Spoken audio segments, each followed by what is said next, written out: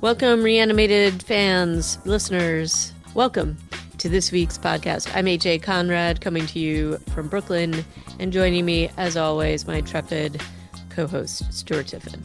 Hello, Stuart. Hello, H.A. Conrad. And how are you this fine day? I will. You know what I'm going to say is it's been a rough week. It's been a rough year for daylight saving.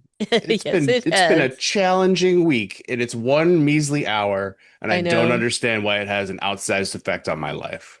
Yep. And yes, agree. And I same Z's, same Z's. Anyway, we will get through it as we do every year, but yes, there's been more coffee at the ready for me, and that isn't always good because I get super jittery if I have too much now. Fun. But anyway, um, have some couple of news tidbits to chat about, and then we're going to be talking about Cold Storage, which is the Liam Neeson, Joe, Keery. Keery, and Leslie Manville. And then there's like I was gonna ask you, is there a couple of newcomers in here that there's some familiar faces, but Hmm. it's really there's just like a couple of people in here that I just had not seen. So Yeah, um the cast kind of grows to a yeah. decent size, but it's still a fairly compact little cast. But let's talk about the news first. Yeah, let's get into it. So, we've got bit of a trailer for a new shark horror movie by Tommy Wirkola, who did Dead Snow.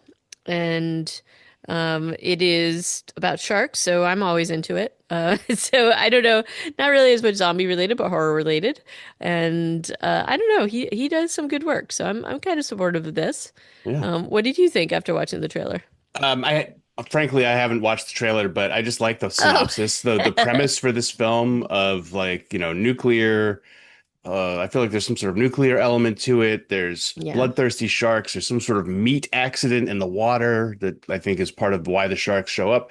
This is all the makings of a perfect Danny Wirkola film. So I will watch this between the cracks in my fingers, from the couch and look forward to it. I threw this in the news because I remember Dead Snow very fondly and its sequel.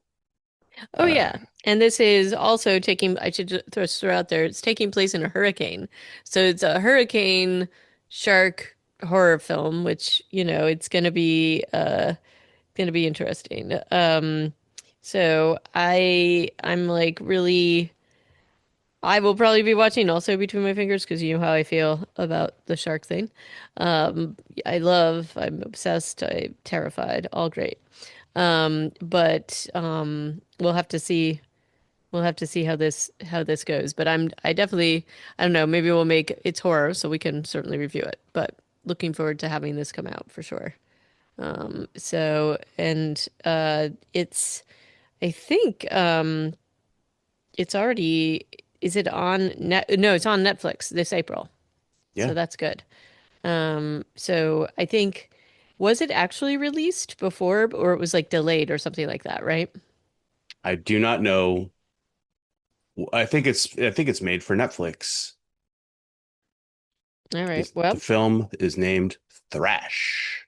all right. April 10th is apparently when the official release date is. It will be So, upon us before we can even. know it. Okay. So, look forward to that. And then in other news, one of our favorites, Nathan Fillion, his cop show, The Rookie. And by the way, I don't know if you've seen all the news lately with him and the cast of Firefly. There's some big announcement happening today. Today, Yep. I'm Um, not sure how I'm gonna find out what the news is, but I'm I'm sure we excited will. to hear it. Yeah. I'm thinking a movie or a reboot of the series. It feels like a movie is more likely potentially because of the schedules of everybody, but who knows? But in any case, in his other show, The Rookie, Nathan Fillion, there's a zombie episode, and he's like a really big horror fan, as you know, like Slither, and he was a little bit of a he had a part in Santa Clarita Diet, and he just really gets into it. So And I Firefly had kind of a zombie yep. adjacent whole element, right? With the Reavers. Hmm. So So, eh, yeah. So anyway, I'd watch this episode. I admit I've tried to get into the Rookie. It's just not my thing. But I'm also very down for any other things that they end up doing. So, but I would check out this episode for sure. Um, and then last but not least, there is a movie based in Philadelphia coming out called White Meat, and it's specifically a it's a zombies who basically only want to kill white people. So that's going to be interesting, I suppose. I didn't read much more about it than that. Do you have any more intelligence on no, this? I don't have intelligence, period. But I like the idea. I mean, this reminds me of Blood Quantum a little bit, except that Yeah, was just only the white people could turn into zombies. And certainly the zombies were happy to attack everybody, yeah. but they weren't turning them. So, I think this is just yet another kind of spin, and one that I think would be quite interesting. This is a 12-minute film, but it might be worth having a look at.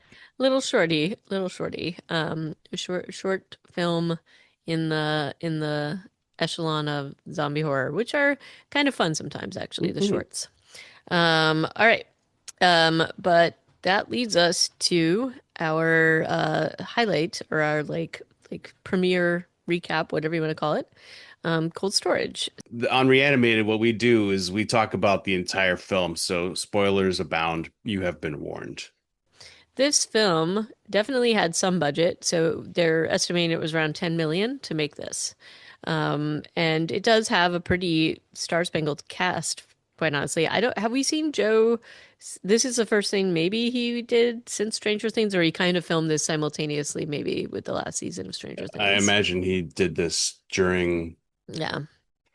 Stranger Things. Yeah.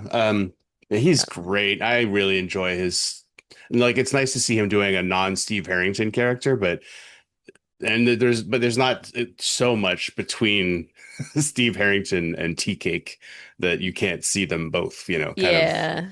this guy's like an ex-con and he's been through some stuff, but he's also on this journey of like self-education and self-help.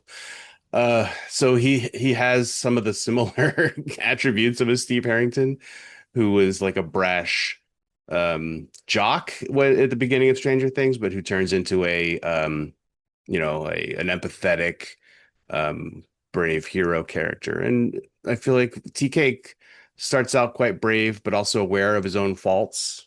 Yeah, I don't know. definitely. I like this performance from Joe Keery, and the guy's a good actor. Oh, he's great. And then playing opposite of him is Georgina Campbell, and she's been in a bunch of things, Broadchurch and Black Mirror.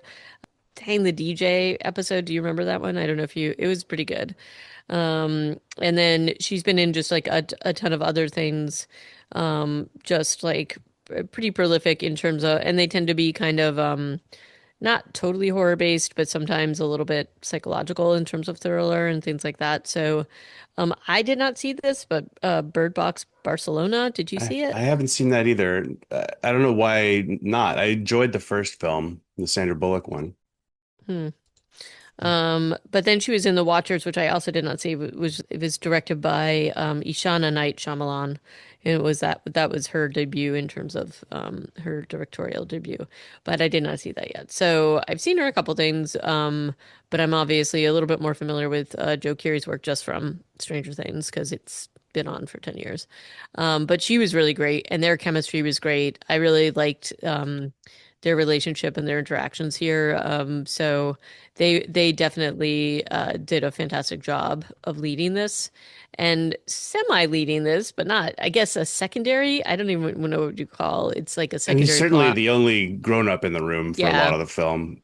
yeah, and we're talking about Liam Neeson and Leslie Manville, and shortly they were joined very briefly by this a doctor, Dr. Hero Martins, who's played by Susie Bacon, and it almost, one of the things that struck me about this film and that Bill and I were talking about, he actually watched this with me, was it almost felt like there were almost two different like storylines going on the whole time, but then they converged, which was kind of great.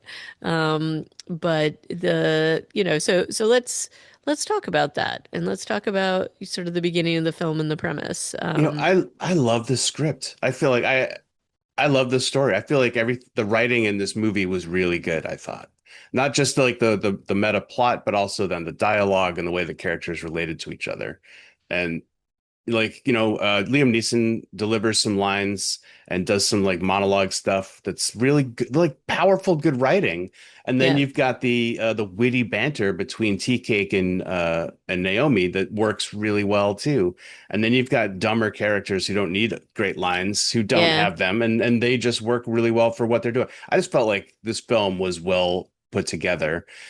So it started with good writing. It added some really strong performances, and we haven't even mentioned that Vanessa freaking I was so Redgrave is in that this. was I was gonna get to that because she's She amazing. has an EGOT, maybe plus an EGOT plus. I'm pretty sure Uh-huh. because she also has a BAFTA or three, and Yep. she's a gosh darn, Dame National, of the British Order or and I whatever. was just about to say she's a national treasure because she certainly is. But And she's Liam Neeson's mother-in-law, or like yep, from his yep, late wife. yep. I don't know if he's married to Pamela Anderson now, but I don't think he's going to get remarried.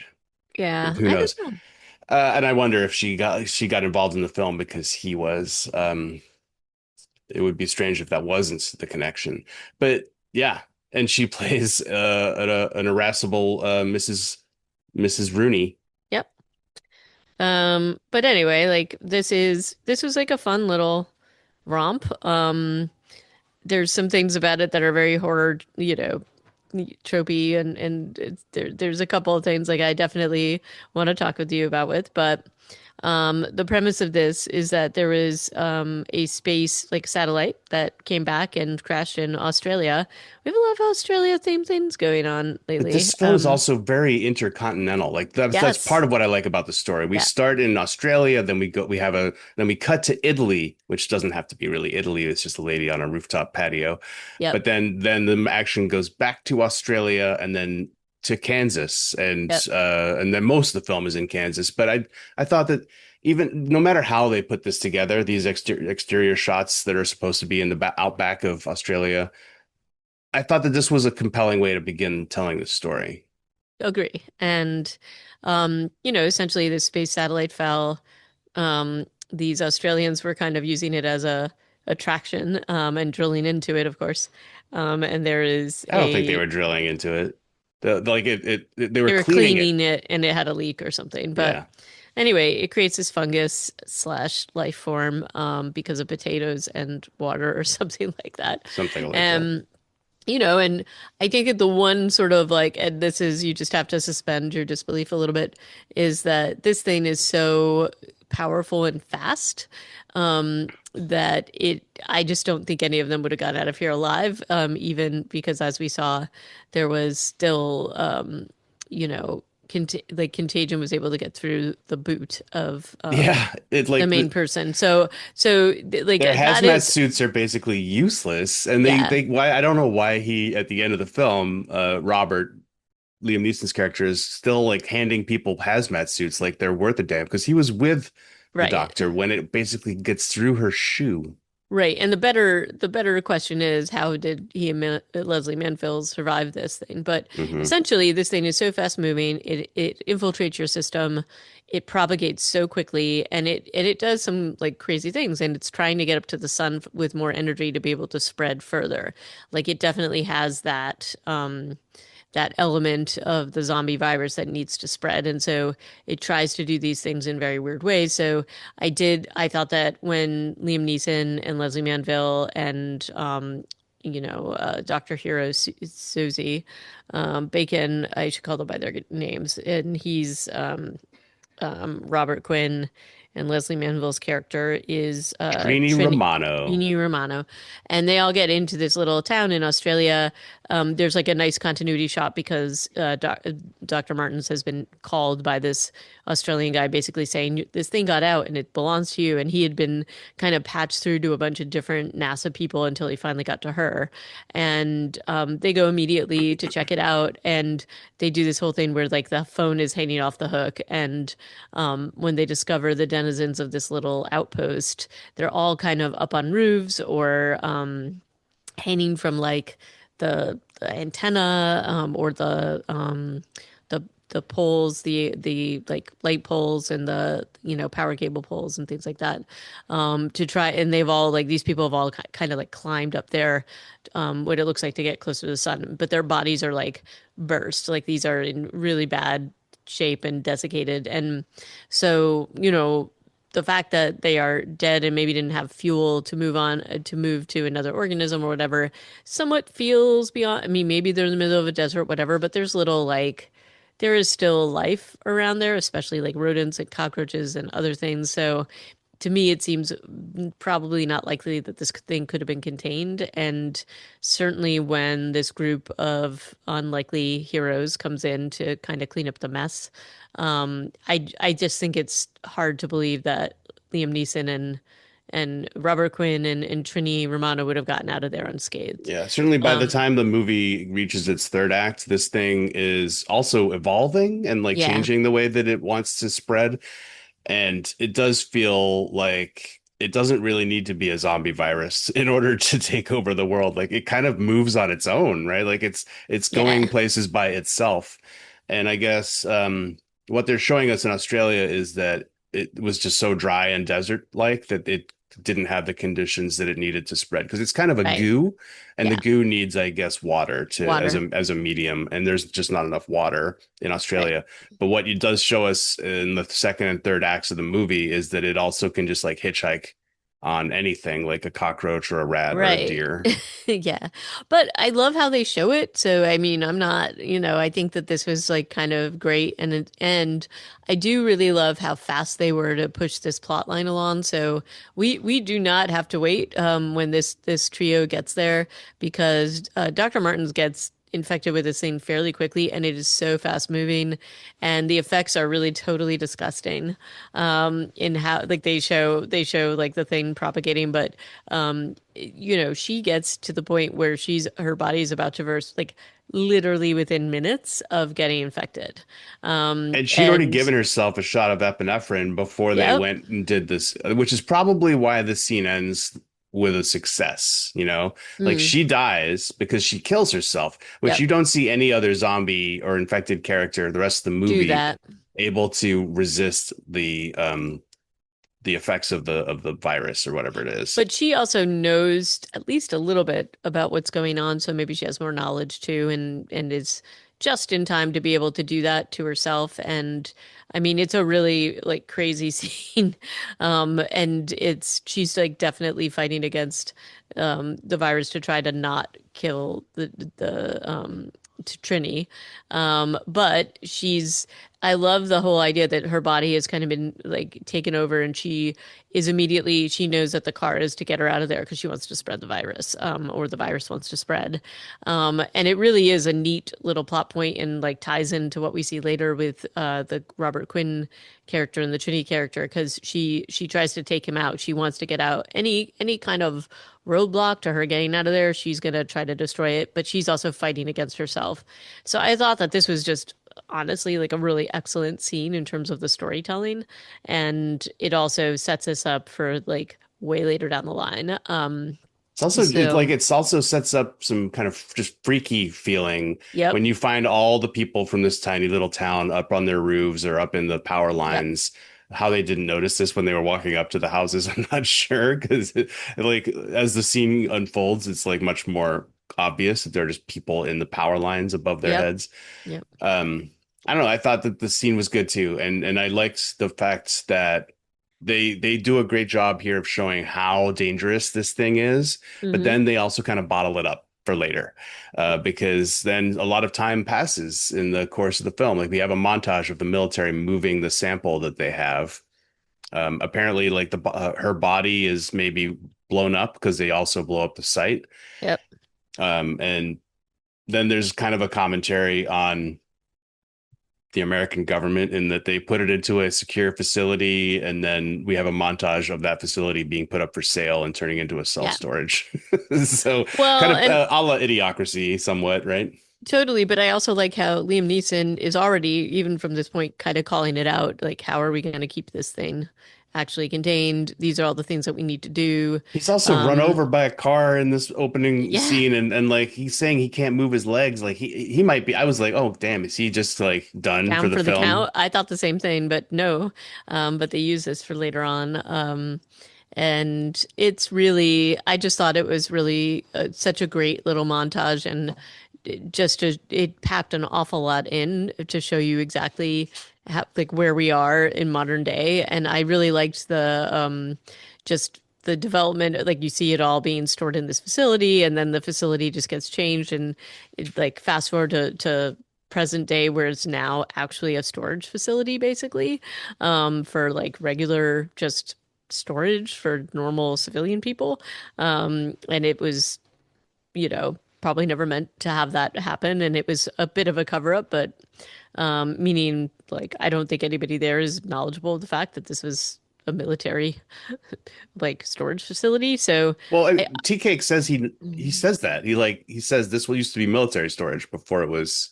oh, that's right. He does, but I But I think don't there's think they realized that there were like false things, walls and yeah, like still elements down below that were like level 6 hazmat right. super secret lab. I mean, the fact that there's stuff left there. Like, they Yeah. didn't know that there's like actual just things, infrastructure and other things like that are in place down there, which are failing, by the way. But so I thought that that was really great. I also really, when things start to go haywire. They're related to climate change. They're related to just a shift totally in the entire like command structure of the people who are aware of this.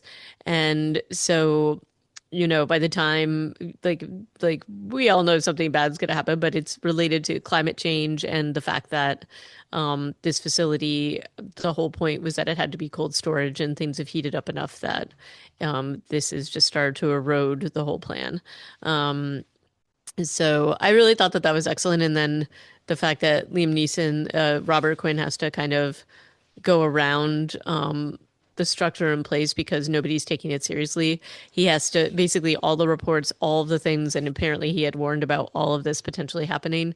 These were all ignored, or the people in charge died, or just did not give it the serious level of like they did not give it a priority. And he's even still fighting against that. Like I don't know what would have happened if he hadn't got involved, but he enlists the help of quote unquote Abigail, whose real name is Ishani. But and she just happens to be the person that ultimately reaches out to him as like the last. He was like one of the last people I think related to the project Yeah, that. his name was on a list, so Yeah, he gets yeah, the call, even though he's like retired and wakes up in the middle of the night. Like, yeah. though, I'd say the movie does a great job of showing Robert Quinn being this like guy who is quite competent. He's part of this special task force. Him and Mhm. Romano, they are both Liam Neeson and Leslie Manville are too old to be doing this role, let alone like, Yeah, he's like a 70-year-old major. She's yep, like she's a lieutenant colonel, but she acts like she's not his boss, and it's weird, but yeah. okay, fine. But the both of those actors are too like they needed these good actors. These are great actors, but maybe Hmm. make them like agents instead of military ranks. To me, would Yeah, have worked better for me. I had a feeling you were going to have an issue with that because I was thinking the same thing. I'm like, this would have been better if it had been a bit more mysterious what their roles were, right? Yeah. And probably made a little bit more sense if they were acting outside of that because they were maybe related to some other outfit or unit or something. So, What I will say that the film doesn't do in a way that really had me buying it, like from a realism perspective, I'm going to jump all the way to the end, is the fact that like it all gets wrapped up very nicely with a beautiful bow, even though, when you think about what they've done at the hmm, end of this film, the fact that he is not going to be hung out to dry for this and all of the blame put on his shoulders is kind of insane that it's not yeah.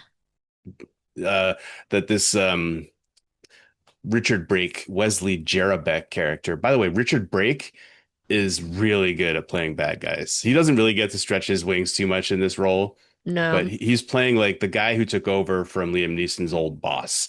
And his old boss was a much loved and I guess very plugged in person. Hmm. Like the fact that they make that clear without even there's no actor playing the role of the old man or No, we just hear about him. yeah. So maybe he was cut out. I feel like something was maybe cut out because it felt like we probably should know a little bit more about him, but I'm wondering if it was somebody else who played that role. But I if don't you've know. ever seen Mayor of Kingstown, a Taylor Sheridan show about a prison town in like Pennsylvania, I want to say.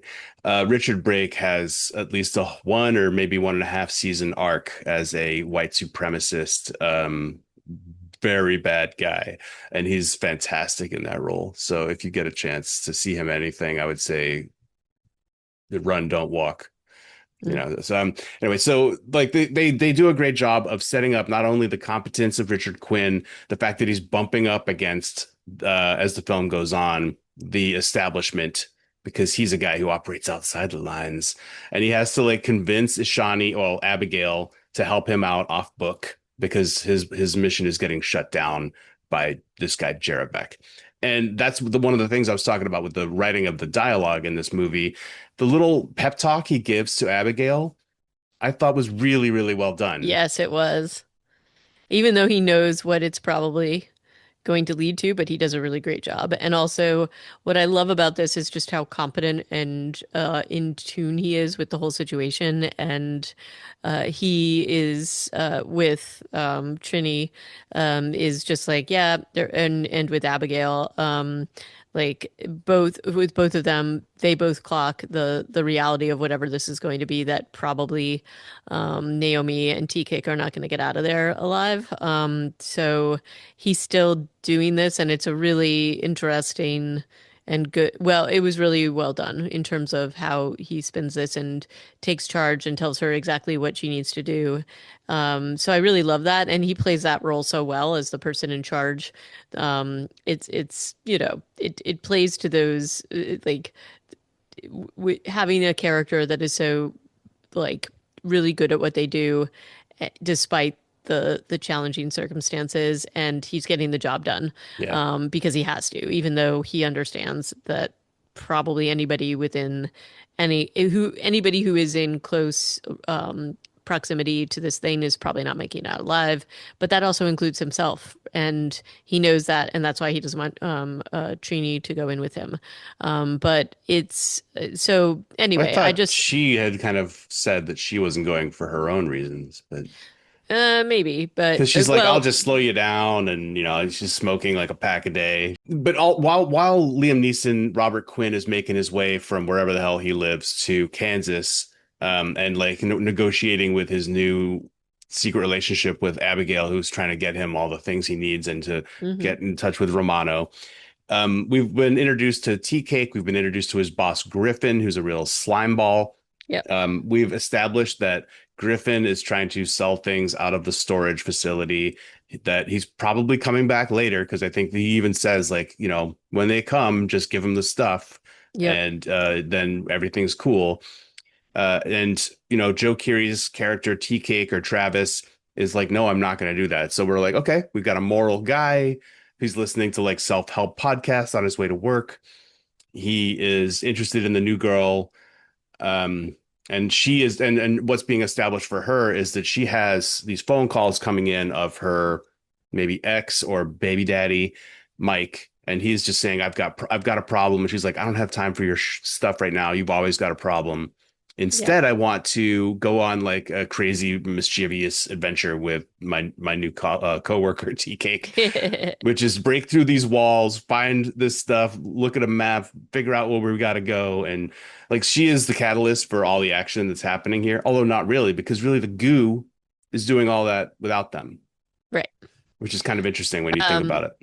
So I like the dynamic she and TK have, and they like really from the get-go, they build a little bit of trust in essentially because she makes a comment about Griffin, and TK is like, oh, and commiserates with her, but he's not being creepy and weird with her. He's just being, supportive, and I mean, he really, they both acknowledge how problematic Griffin is. Yeah. And so that kind of bonds them. And even when they're going down and kind of figuring out what they're doing here, which is checking out whatever strange alarm they're hearing behind a wall, they they definitely are testing each other's trust, and they do that in a really interesting way about like, oh, are we going to go on?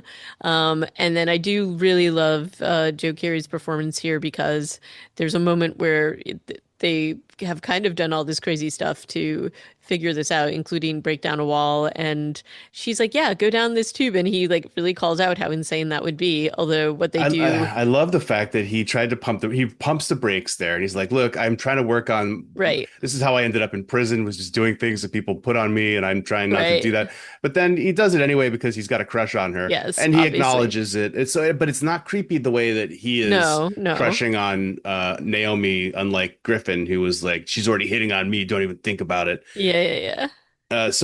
Yeah, it's a much nicer approach to this where he's not coming on to her, although No. he just pays her one compliment in the course of this of his monologue about trying to Yep. work on himself and not just jump when people say jump. I thought Right. I again, think very I good. think I think they did that in a really good way. And also then in a way that allows them to explore the rest of the facility. Like the way that they played this story out is it's excellent. I liked it.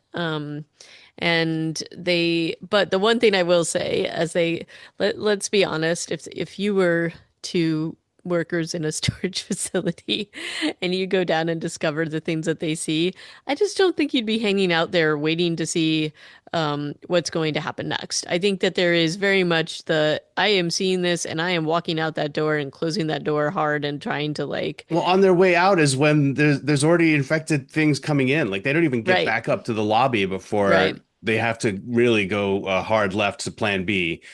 So yeah, like the fact that they get as far as they do, but then they're like, okay, I think I've seen enough. Let's get out of here. I thought Right. that that was a pretty realistic response too. Right. And like one of the things I should, trigger warning if you do not like rats or whatever, but there is a thing where they see basically a rat cane, which is the whole thing with the tails all caught together and they're all covered in the fungus. I'm just saying that my reaction would not be to sit there and look a little more closely to that thing. I think I would be like out that door immediately. Well, that is the Um, director messing with your head, isn't it? yep, Like, it because she is. It kind of looks is. like she's gonna touch the stuff on the wall at one point or on the door at one Yeah. point. They just they get No. the hell out of there. And then we get a montage flashback at some point after they've been down in the basement of how the goop broke out Yep. basically of its containment. Um, Which I really like, by the way, because we don't get that until after the things happen. yeah, once we realize that like Mr. Scroggins is a zombie, and we're like, how the hell did that happen? He's in the trunk of this guy's car, and then we get to see Yep. exactly how that happens. I thought that was Yeah. pretty cool. Yeah. And it all ties together pretty well in that, and I also really love how they use the character of her ex to show how the fungi has evolved because both him and the deer don't, I mean, the deer is a little faster than him, but he really has now taken on these traits to propagate the virus in a different way. The cat went up and tried to get up high. The deer didn't do that. So we're seeing that the virus is evolving, and disgustingly, he wants to throw up in her mouth, like that's his urge, because he wants to propagate the virus. And That's a really funny line. it's really funny. And both of them, I mean, the faces that gives great acting. And this is they did a really great job at playing this whole thing out, and how the people that are involved in this that end up getting involved in the plot because they're trying to boost the hot TVs or whatever it is. And we have Joe Keery and Naomi, sorry, I should say Tea Cake and Naomi, trying to just avoid the ex. Is his name Mike? I Mike think. Snyder. Yeah. Yeah. And you know, he's really concerning for so many reasons. And so there's this really big, like, to me, like the whole tension of the scene where they're trying to like get away from him. They get into a storage unit, but like the doors kind of open and then they make all this noise. That's a It's stressful. It was so stressful to me. it's a good tension leveraging scene. Another scene that is definitely worth mentioning, even though it might have been terrible, but so Robert Quinn has been talking about item number 7 on his list, and he's Yeah. talking about it to Abigail. He's like, I really need item number 7. I think this is great writing. The fact that they let you kind of sit in suspense about what this is for so long. And then when he hooks up with Romano at the airport, he's like, well, what about, she's like, I've got everything here. And he's like, even 7? She's like, you have to go pick that up. They like break into somebody's house. And he's like, did you think about what this, leaving this here? I mean, at this point, we know it's probably a nuke just because of Right. how seriously he takes the problem. And then the fact that Mhm. he's talking about like, why did you leave it at this person's house? And then as they're leaving, like this interaction that Romano has, and it's with her son, who's like, hey, you know what? If my wife sees you here, we're both dead. And then the exchange of like, okay, Thanksgiving. And he's like, I'll work on it. And then they leave. It's that's like It's pretty good. really well performed, really well written. I enjoyed that whole, and it's just like a weird little side quest while everything is going really badly at the storage facility too, right? Yep. And then that introduces the MacGuffin, which is this backpack nuke. Don't call it a suitcase nuke because you'll get Yes. I a told them humorous that didn't speech. exist. Yeah. Um, and there's like really just a lot of there's the great dynamic between Trini and Robert Quinn and you know they're it's like they have fallen in. You definitely believe that these two have worked with each other for a really long time. There's just an enormous amount of trust. There's a lot of unspoken things between them in terms of like how they get things done. And, you know, when he goes in, they know that it's very possible he doesn't get out of there again. And, you know, so that's where we are. But when he's interacting with Tea Cake and Naomi, there is, you know, immediately he takes charge and they get the job done, or he gets them to where he needs them to be, and has also set them up because he is not really expecting them to get out of Yeah, there. I mean yeah, I guess you could read that a couple different ways because when they do come out, he's like, I knew you would make it. And he doesn't kill them outright, which He I kind of doesn't. expected him to do. Like I would have thought that DTRA is more of a no loose ends organization, Yeah. but he's definitely playing a little fast and loose. If you ask me, like he's been lying down on the floor surrounded by goop. How does he know he doesn't have a hitchhiker on some level, right? Like, I don't know. Right. Yeah, no, I mean, again, this thing is so dangerous that it feels like maybe that would have been the way for all of them to go, that none of Yeah. them should have gotten out of there, but they don't play it that way, which is fine. And there's one scene when maybe the deer explodes and there's a sound effect and Tea Cake moves his head in a way that makes you think he might have just gotten hit by some slime. At least that's what I was seeing when I was watching this. And yet then he's completely fine. So I feel like once or twice in this film they kind of make you think, "Oh gosh, did that just happen?" You know? Yeah. I don't know. Maybe that was just me. Um, the when Griffin appears, we're kind of all over the place in the plot of this movie, but Yep. Griffin comes back with his little biker gang, and again with the writing in this film, he introduces the gang. They're Mm-hmm. like, "All right, everybody, this is the Rev. Everybody knows Ironhead, Cuba, Yep. Garbage, and Yep. Dr. Steven Friedman, who's just like Yeah. this dentist guy." Yes. And they're all there to boost TVs. Yeah. It's just really funny and simple, but good stuff. And like not overdone. Like the direction is also pretty deft. Yeah. I really enjoyed it. I really, really enjoyed it. And then like the third act of the second and third act, the second half of the second act and the third act go about how you might expect, except that you're not sure that uh Tea Cake and the Naomi are both going to make it out, but they do. Uh, Robert Quinn spends most of the third act lying down in the parking lot because he's thrown his back out so badly, Yes. But which is that's also also kind of great. funny. Yeah, it's kind of fun. He's just lying there shooting people every so often. Yep. And Abigail is kind of, I would say, improbably monitoring everything through a satellite feed that she's managing to keep secret from her boss. Like Yeah, they kind of let her get away with a lot of surreptitious activity at her very important government job. they do. And and then we have Mary Rooney jumping in with the heroes, like save. Hmm. But And then disappearing. and then disappearing. We never see her again. But the rest of the group is, the way it moves the plot forward. I mean, you get them infected. They all like are sort of trying to get out of the facility.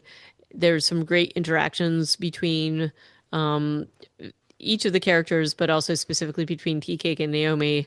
And it is a little video game like in how you have to like kind of get past these roadblocks to get out. And so you really believe it when they actually make it out of the facility. But I also really love the fact that when they finally get the bomb all set up and they realize that it's already set, it's really and they manage to ratchet up the tension because they're like they do this great little device where it's like, oh, it's an older device, it's a little like tricky, could go off immediately, could not, but you'll make it out, it'll be fine. And then they play with this with the timer throughout, so like they almost keep resetting the clock for them to get out until they don't, when it's just enough time for our heroes to escape the facility. So I really loved just how all of this played out. Really to the like there's a lot of surprise appearances, including a reappearance by Trini, because she just can't leave Liam Neeson out there. She can't leave Robert Quinn out there to die. No.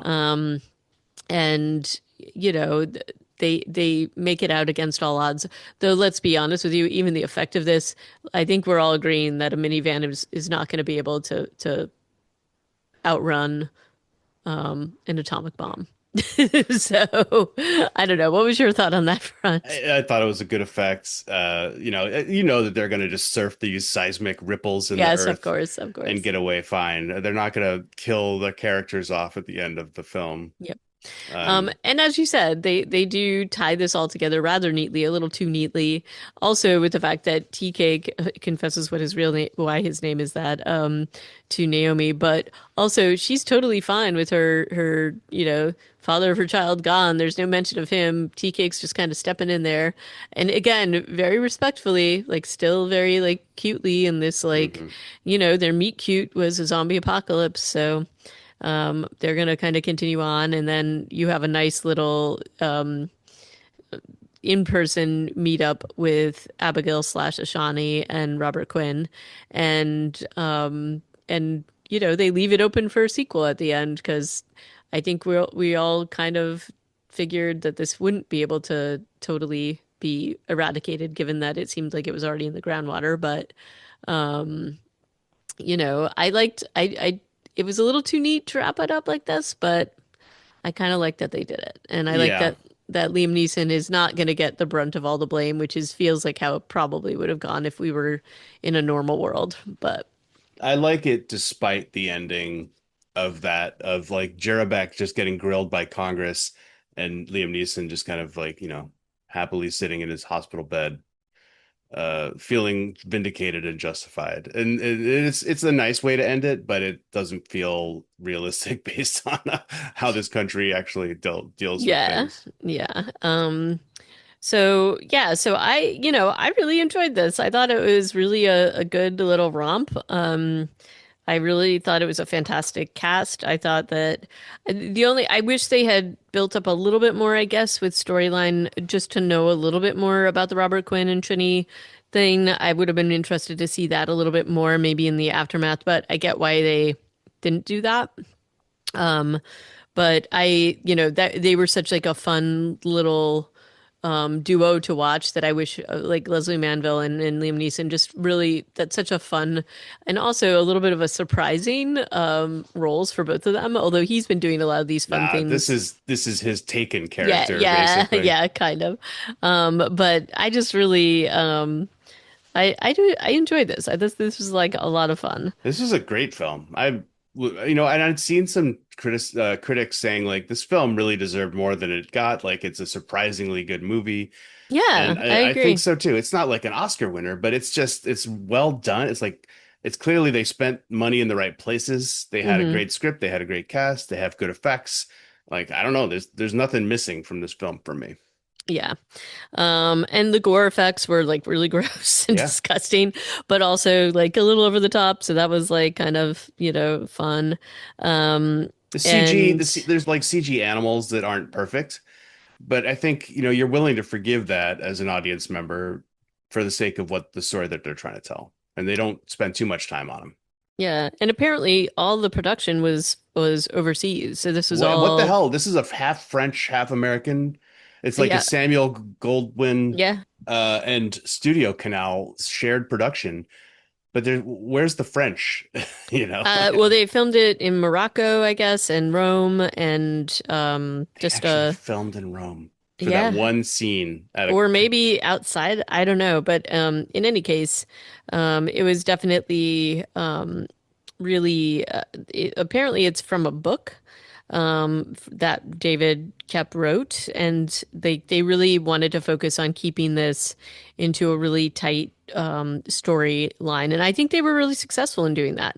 I think they kept it moving, and it made sense. Obviously, the plot holes that you and I are talking about, you just have to deal with that. But it was really, really. I just had a fun time with this. So anyway, yeah, so that's the oh, Paris was a lot of the visual effects. So that's where that Okay, came so from. post-production was Yep. happening in France. Yep. Well, damn good, damn good. If you haven't seen it, we just ruined the whole movie for you. But hey, that just shouldn't stop you if Yeah, you you ever should listen to know. this. I would just say you should know better. I mean, if you're listening to this podcast. Let me just say this. But well, you should, if you're listening to this, you should join us again next time. We're going to be talking about This Is Not a Test, which is another recently released zombie film because our cup runneth over. We're blessed and lucky to have zombie stuff to talk about in these dark times. Indeed. And so join us again on Reanimated for more zombies next time. Yes, and thank you so much for listening, and see you next time. Bye bye. Bye.